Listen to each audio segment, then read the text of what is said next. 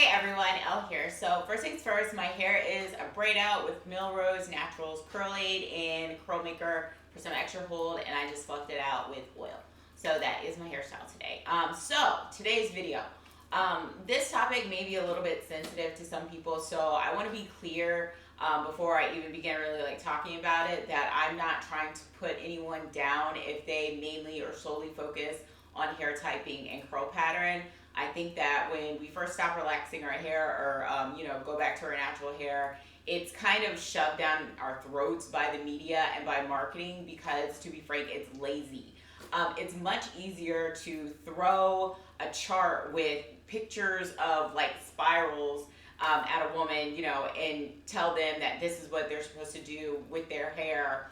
If it looks like this, rather than actually try to educate people and dive a little bit deeper into the chemistry of hair, the makeup of your hair and different characteristics of hair that aren't as simple or seem to be as simple as just looking at. So I know that when I first went natural, oh my gosh, what was that?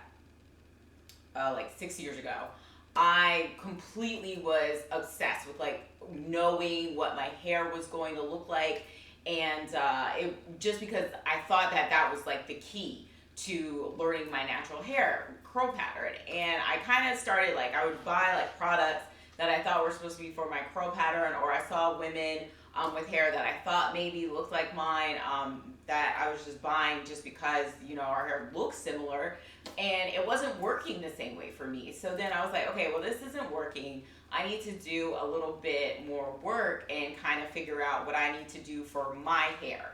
And I remember way back in the day, like people would have different curl patterns on their head, and they would use like they would try to use different products on different sections of their hair because they thought that you had to use this type of product if you had this type of curl pattern, and it was just like effing ridiculous. Like, I'm sorry, if you feel like you need to use four different, products, the same type of product on different spots of your hair, like that's just ludicrous. And to me, it kind of proved to me that curl pattern really was bullshit. And I was like, who the F came up with this? And I know who did, and whatever.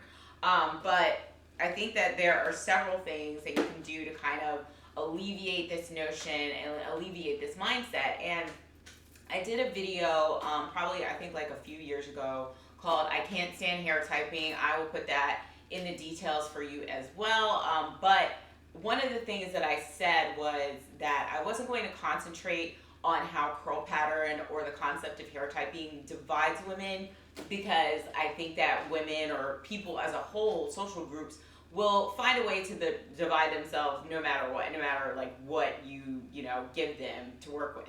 And while I do still think that's true, I think that we've gotten to a point with hair typing that it is really damaging and dividing amongst women with natural hair or people with natural hair in general, and I think that that sucks. So it kind of just aggravates me, and I've seen when natural hair is getting more mainstream, right? So we have a wider audience, and there are people, a lot of newcomers still coming into natural hair. And like I said, it's lazy. It's easy to just tell people, this is your hair type and this is what you do. And so many people just stop right there. And I know when I was going natural, there were so many women who were really, really adamant about like really learning about their hair. I know when I started growing my hair out, I read like an entire cosmetology book on hair, and I am not going to cosmetology school. So you can just say, what that says. And I was just really wanted to understand what was going on with my hair. And now I don't really see that happening as much. And again, I mean, like, who has time for that though? Like, no one has time to read like a 200-page cosmetology book on hair. I mean, I did at the time, but whatever. But we've gotten to a point where people are focusing on how hair looks over, healthy hair principles, health of hair, or just having just like a good growth journey, not having split ends, broken ends, heat damage, things like that. So there's a reason why when I talk about hair, or when I do a hairstyle, or when I talk about a product, I never say like this product is for 4A hair, or if I'm talking about hair like this, hair like that. I'm not saying like this is 4A hair, this is 4B hair, 3C, 3B, anything like that, because that's not my focus. That's not where my mindset is. I'm looking at hair as in healthy hair, because to me, healthy hair is good hair. Healthy hair is the perfect curl. I'm not like, oh, like I don't look at a natural and say, oh, she has 4A hair. No, I say, oh shit, her hair is pretty. Just because that's not where I personally am in my journey. And again, like I said, I'm not trying to say like I'm like all better than anyone, but I did do a lot of research to get away from that mindset. And when I was growing my hair out as well, I had a hair inspiration album. Remember when we had Faki albums, like way back in the day? I know I'm showing my age right now. But yeah, I had that album and I had all different types of hair in it. And I had it in there on purpose because I didn't know how my hair was going to look. So I wanted to find beauty in all types of hair. And that was something that I think really, really helped me. And turns out I don't really think my hair ended up looking like any of the hair in those pictures because it's my hair. And it's just a very individual thing to me. I don't, and a lot of the time people say, well, their hair looks the same. I'm like, how? Like, to me, their hair looks completely different. But hey, again, so hair typing is just, to me, it's really nothing more than a descriptor. Or a descriptive word, like if you want to say, you can get a general idea of what someone's hair looks like. If I walked up to you and, you said, oh my gosh, I saw this, beautiful woman with natural hair yesterday. And I say, oh, what type was it? And you said 4A. And then I would kind of get a general idea of what her hair looks like. I'm not going to know what it looks like exactly, but I sort of kind of know. Another thing about hair typing that I find very, very annoying is if it's so awesome and so great and it's supposed to be so absolute, then why are women always arguing over what someone's hair type is or their curl pattern? I don't even know what my curl pattern is anymore, and people have tried to argue with me about it if I used to say it was this, and they say, no, your hair is that, and I'm just like, look, y'all can have at it. I just know that my hair is L hair. My hair is type L. So what do you do when you don't want to focus on curl pattern anymore? Because I promise you, like, it's pretty freaking worthless. Like, you don't need it. So I have 2 books here that really, really helped me on my journey. And I have more natural hair books that I've used over the years. I probably have, I don't even know how many natural hair books I have. But these 2, I think, were the most thorough in going over the like structure of hair and hair shaft. Like you can see, this one is called Thank God I'm Natural, the ultimate guide to caring for and maintaining natural hair. And they are clearly talking about like hair follicle, the hair shaft, the medulla, the cortex, all of that, just getting away from just general curl pattern. And The Science of Black Hair is another one. And you see, I've beaten this book up so much over the years, but same thing. Elasticity, like it just talks about way more things in detail that I think are important, like texture, your porosity, and your density, and also your climate has a big role in how your hair behaves from day to day. I have another video on porosity. I have low porosity hair, so but my hair is also like very thick and dense.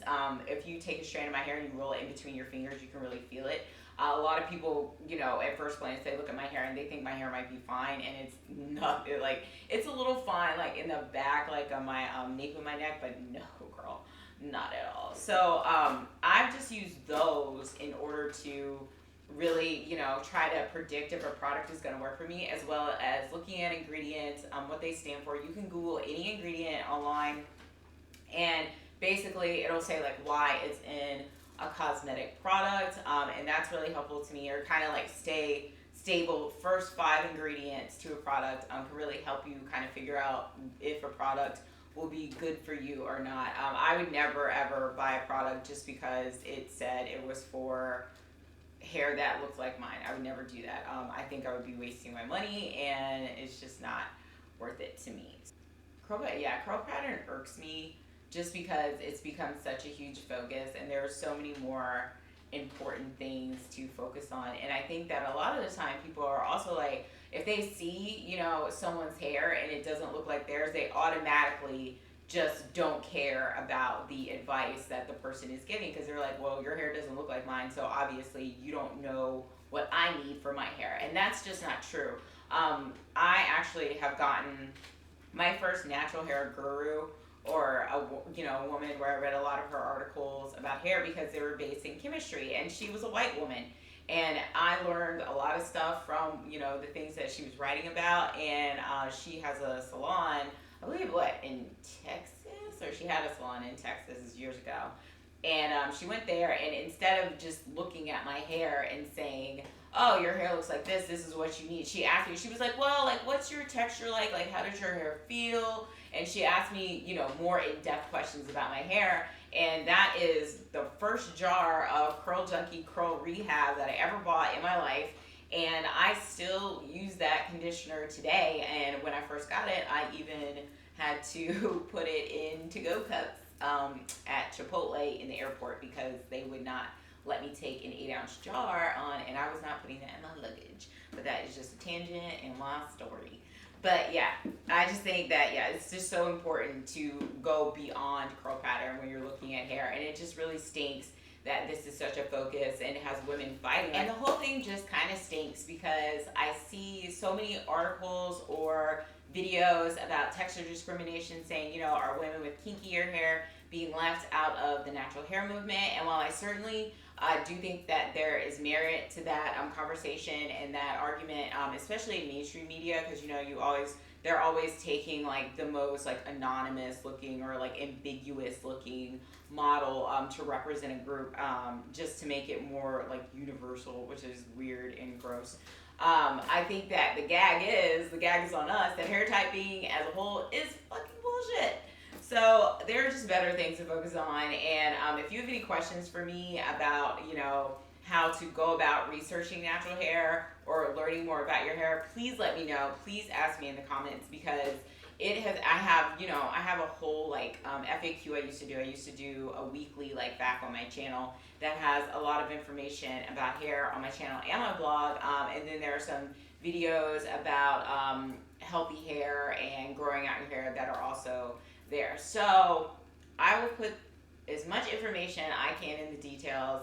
Feel free to ask me more questions, but I really would just like for everyone to kind of like, not everyone, obviously, like it's not going to happen to everyone, but I just think it's important to put it out there and kind of say like a no to hair typing, because it's just totally worthless. So that is pretty much all I have to say. Like I said, if you have any questions, leave them in the comments. Would love to hear them. And I will talk to y'all later. You have a wonderful day. All right, bye.